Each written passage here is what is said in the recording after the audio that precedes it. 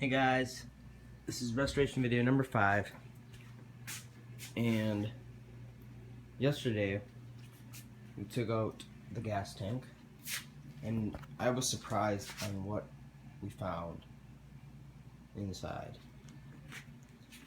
Well, that's just rust from maybe 10 minutes ago. I was just scraping off some rust. There's a lot more, so yeah. I got 2 manuals. Well, this isn't a manual. This just has parts you can buy and stuff. This is a Haynes manual, just for repairing stuff. I cleaned off the back. Yeah, the inertia switch was actually fine. I don't know if I told you that before, but yeah, I dropped it and then it just popped out. Just like if you got in an accident, it would pop up. So, if I didn't drop it, we would have been waiting to get a new inertia switch. And then once we got it, we would have probably said, "Oh, it's the same thing. Waste of money." And yeah, when we took out the gas tank, there was a lot of rust, so we had to take the fuel pump out, and this is what was inside of it. Really rusty fuel pump assembly. I mean, that's supposed to be, that's not supposed to be like that. That's just disappointing. This is the fuel pump right here. So, yeah, the wires and stuff are all gummed up.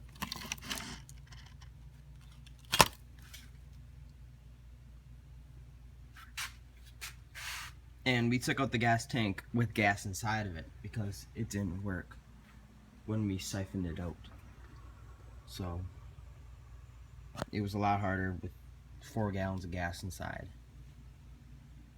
So yeah, we're just gonna buy a new fuel pump assembly with a new gas tank, because we can take out the sending unit. There's supposed to be a C-clip right here. You untwist this and this whole thing comes right out of the tank. But the whole sending unit, not the sending unit, the clip broke, so you can't take it out. And that's probably rusted too, or it's broken because it doesn't work. I'll show you under. It was right there. These are just the straps that held it on. It was, the hardest part was taking it off because the whole neck was rusted, so I don't know. That's actually salt up there. So we just put bags around the spots where gas can spill out. So a brake line is leaking too. See it right here? It goes all the way up to that part right there, and it's on the wheel. You can see the reflection of it. Yeah, there's a ton of rust back here. There's actually dirt inside. It's because the original owners, I think they kept doing burnouts, so all the rocks went up in all the cracks back there. So yeah. And these owners were everyday drivers, so they rode it in the winter with all the salt. I don't know why, but that kind of got me mad. I don't know who would ride a Mustang in the winter, because either they don't know what can happen with all the rust, or they just don't care. So I'll show you the gas tank. Actually, there's one more thing I have to show you. You got one of these to check all the, how much, what's it called? How many volts are getting to each wire, each connector. Like, we tested it with the inertia switch to see if the volts are good, and they were good. So, yeah, pretty handy if you ever want it. So, works really nice. You just bring the arrow to what spot you want it to go to. I don't know. I don't know how to use one, so it was kind of hard for me. So, yeah. Here's the tank. This is where the fuel pump assembly went in. And this is just for pressure.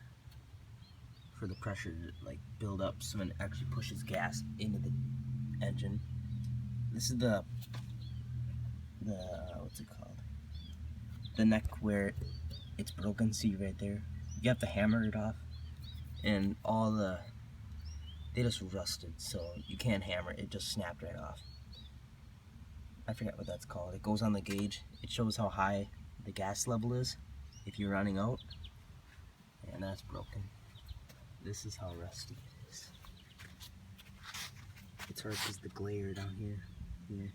They had to actually bend the tank because the exhaust was in the way. And it's actually splitting. See that?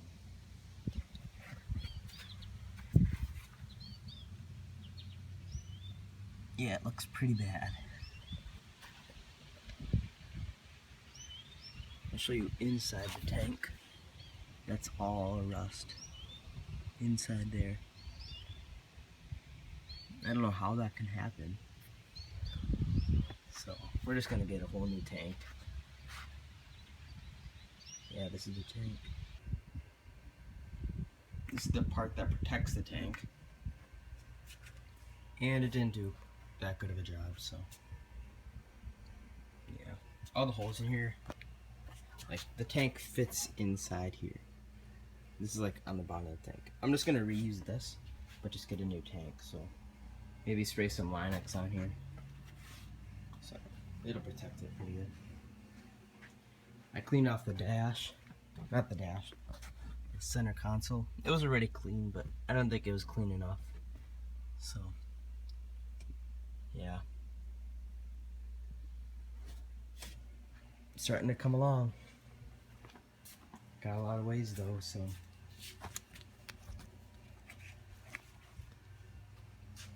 Yep.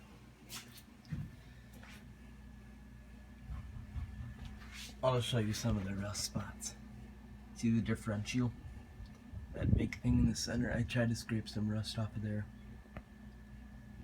That's actually the original color blue. There's like two colors of blue. This is like a light blue, I don't know why. But in the hood, it's like dark blue.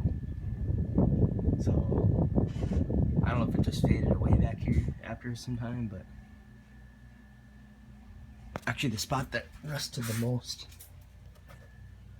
was up there where all that white stuff is. So the salt's actually building up under there. So I don't know how to get that off. Spray Linex. That's always a solution, right?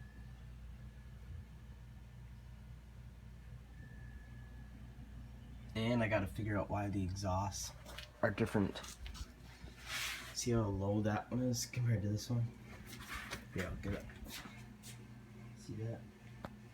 This side's so low down, and this side's so high up. I don't know, this glare is pretty bad. Here, I'll shut the door. It looks like the car is yellow. Yeah. I think they might hit something. That's why the paint's chipped off. So.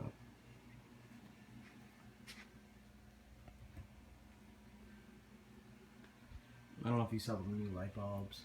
Yeah, I think they matter, but yeah, just an easy upgrade. Yeah, thanks for watching restoration video number 5.